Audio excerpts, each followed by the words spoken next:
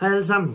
Så jeg laver lige en video i dag, fordi at jeg har oplevet noget, som jeg synes var helt forfærdeligt, både moralsk og etisk, og jeg er nødt til at dele det med jer. Og der kommer en artikel i dag i Stiften, men der er meget mere at fortælle, så jeg starter lige med det, jeg kan af det. Og jeg har lige taget nogle notater på computeren her, så jeg lige husker at få det hele med.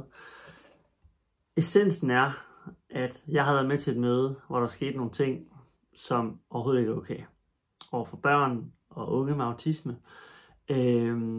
Og jeg har det sådan, hvis man vælger at arbejde inden for et område, der har med folk, der har det svært at gøre, så skal man gå på arbejde, fordi man vil de her mennesker det bedste. Og hvis man i den arbejdstid kan mærke, at man ikke kommer til at holde af nogle af de borgere, man arbejder med, eller ikke hele tiden er optaget af at se menneskene før systemerne, så skal man ikke arbejde med mennesker. Og det, der skete her, det var simpelthen så forkert. Så nu får I sagsgennemgang, så det er en lang video, men jeg lover jer, at det er det hele værd. Så der sker det, at jeg for nogle måneder siden møder en mand, der hedder Morten, ude i EO, hvor jeg også bor. Sød og rar fyr. Vi er meget forskellige på mange måder, men vi har et meget ens værdisæt i forhold til det her med mennesker. Og vi ender med at vil lave nogle ting sammen. Han har et firma, der hedder Actura, hvor han har børn med autisme og ADHD, som kommer hos ham, hvor PPR Aarhus Kommune sender nogen ud til ham, som han så hjælper, sådan at de kan blive ved med at være i skolen, hvis de er ved at få det svært og simpelthen svært ved at være der. Så kommer de ud til ham nogle timer om ugen og kan arbejde med programmering, kodning, computerspil, udvikling af forskellige idéer og andet. Og jeg har været dernede, de er søde og de er dygtige, og de kan nogle vanvittige ting. Det er så flot, og det hjælper. Men det, der så sker, er, at Morten han ligesom introducerer mig mere og mere til hans verden, og vi beslutter os for, at vi måske skulle lave et eller andet spændende projekt sammen, så der kunne være nogle flere børn, der fik den her hjælp, hvis jeg kunne skaffe nogle midler til at få dækket nogle pladser. Og vi vil gerne have et møde med kommunen herom, og det passer egentlig meget godt, fordi at han har ligesom gået og rykket for et møde i forhold til at få styr på kontrakter for fremtidigt samarbejde. De skulle fornyes. Og jo mere Morten viser mig, hvad der foregår, og hvorfor jeg nogle gange fornemmer, at han er lidt frustreret over sit samarbejde, jo mere går det op for mig, at der er nogle helt basale ting ude ved PPR, som der bare ikke er styr på. Jeg ser de her e-mail-korrespondancer, og hvordan Morten konstant skal rykke for aftaler, evalueringer, betalinger, grundlæggende information, og hvordan han ender med at skulle varetage en masse opgaver for de her børn og hente dem, og andre ting, som systemet skulle have løftet. Og han bliver ved med at rykke for svar på så mange ting, uden der sker noget. Og først det sekund, at Morten han siger i en mail, nu er jeg nødt til at tale med dem fra byrådet, som er dem, der har sat opgaven i gang i sin tid. For I svarer mig ikke, og I gør ikke noget ved det. Da han gør det, så kommer det møde, han har rykket efter så lang tid for at få styr på kontrakterne.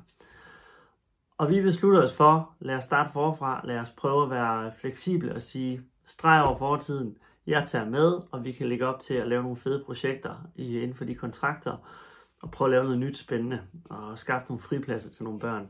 Men det møde, det tager en helt anden regning, end vi ved.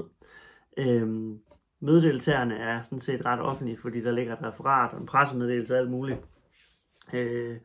Og nogle af dem er jo Helle Mølgaard, som er leder ude i PPR, og Ole Kiel, som også havde en ledende stilling, og nogle andre. Og de lægger ud med at sige, at de simpelthen har valgt at afslutte samarbejdet med Morten og de her projekter.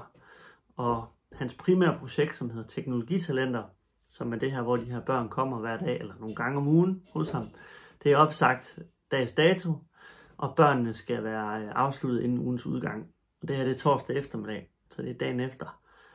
Og hvis der er nogen, der ved det mindste om autisme, så er det da, og ikke mindst i forhold til børn, at man selvfølgelig ikke opsiger deres forløb med et døgns varsel. Med mindre selvfølgelig, at vedkommende, Morten i det her tilfælde, har gjort et eller andet, han virkelig ikke skal. Så jeg tænker selvfølgelig, hvad der foregår. Men begrundelserne kommer, de insisterer på, at Morten har lavet et godt stykke arbejde, det er et godt projekt, evalueringerne er gode, og de har intet dårligt at sige om det, og forældrene er glade, børnene er glade. Men de har fundet ud af, at de ikke har lovhjemmel til at have det her projekt kørende. Og det synes jeg så, I skal prøve at dykke ned i, om det argument det er gyldigt. Og det gør vi jo, og roder lidt i det, fordi der er nogle ting, der sådan ikke helt stemmer. Og så er det lige pludselig fordi, at man har valgt, eller man ved, at han har fundet ud af, at man er ved at nå udbudsgrænsen. At man har brugt så mange penge på Mortens virksomhed gennem årene, at nu skal det i udbud. Så kunne man bare lave et udbud. Men så nu er det derfor, man er nødt til at stoppe det med det samme. Og da vi graver lidt mere i det, så er det fordi, at man gerne vil hjemtage opgaven. Hvis jeg laver et projekt som kommune og spørger, om der er nogen, der vil udføre det, så er det fair nok, at jeg på et tidspunkt siger, nu hjemtager jeg det igen. Men du kan ikke hjemtage andre folks opfindelser og projekter. Det vil svare til, at kommunen hjemtog fundamentet, som jeg har udviklet i sin tid, og sagde, den klarer vi selv. Vi har fundamentet nu, men det kan I jo ikke. Så der er en masse af de her begrundelser, og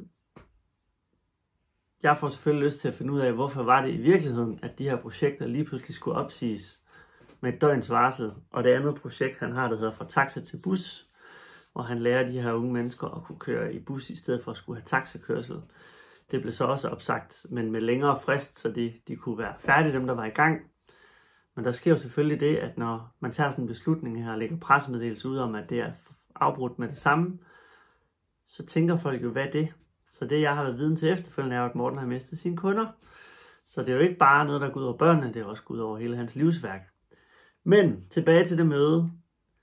Jeg bliver så rørt og frustreret og ramt, og det gør Morten virkelig også. Det er det, der optager ham, kan man se, det er de unge. At man vil sende børn hjem med et døgns varsel. Og det er jo deres livsnerve, meget af det her for mange af dem. Og familiernes, at de kan hænge sammen, fordi der sker nogle gode ting. Så jeg siger til dem, I kan simpelthen ikke tage hjem og se jeres børn i øjnene og fortælle, at de har opsagt børn med autisme med et døgns varsel. Nej, men det er den beslutning, der er taget, og det er sådan set ikke til diskussion. Men da vi kommer ud fra mødet, så ringer de og siger, nu har de snakket om det her, jeg har sagt, og det kan de godt se, så nu giver de børnene en måneds varsel. Så kan man enten rose dem for at sige, godt I lyttede, det er dejligt. Man kan også stille spørgsmålet, undskyld mit sprog, hvorfor fanden skal jeg komme udefra, som ikke en, der arbejder med børn med autisme, og give folkene i PPR og børn og unge gode råd om, hvordan man håndterer sådan noget. Og som jeg også sagde derinde, men hvis I har haft det her projekt i 8 år, hvorfor kan man så ikke afslutte børnene med mere end et døgn, hvis I har fundet ud af, at I har gjort noget forkert? Nå, det andet, som er forfærdeligt det her, det var den måde, de havde orkestreret det på. For det, de havde gjort, var, at da vi sidder i det her møde, hvor vi tror, vi skal lave noget samarbejde, der har de folk siddende, der sender brev ud til forældrene, og alle forældre er involveret i det her, om at projekterne er ophørt med det samme, og at børnene ikke kan komme dagen efter. Og efter de har sendt mailen, så ringer de til alle forældrene, også mens vi sidder i det her møde. Så Morten kan ikke snakke med nogen, han kan ikke orientere nogen.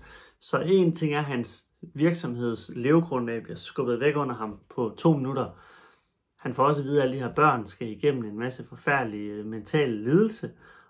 Og han får også at vide, at alle er orienteret udenom ham. Og det var helt forfærdeligt. Og der er endda en ledende psykolog hos PPR, som ringer til en af de her forældre, mens vi er i møde, og fortæller, at barnet må ikke engang komme og sige farvel til Morten dagen efter. Og så kan I næsten regne ud, hvad man tror, at der eventuelt er foregået derude, hvis det er så grelt. Og vi kommer ud derfra, og der ringer en mor og siger, Morten, hvad sker der? Og han kan jo ikke sige, at det er noget, han har vidst. Og hun græder, og der hører jeg jo også en mor sige, at det her det er jo det første gode, der er sket i mange år. Og det satte sig selvfølgelig i mig. Og ikke nok med alt det her, så laver de sørme en pressemeddelelse, hvor der står, at Aarhus Kommune ophører samarbejdet med Aktura og lægger den op på nettet.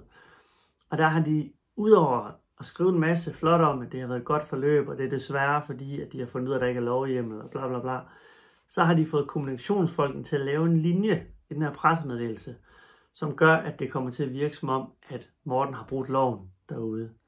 Men den er formuleret så kringlet, at når jeg så siger til dem efterfølgende på mail, og siger, den her pressemeddelelse er simpelthen ikke okay, fordi I får det jo til at ligne, at det er Mortens skyld.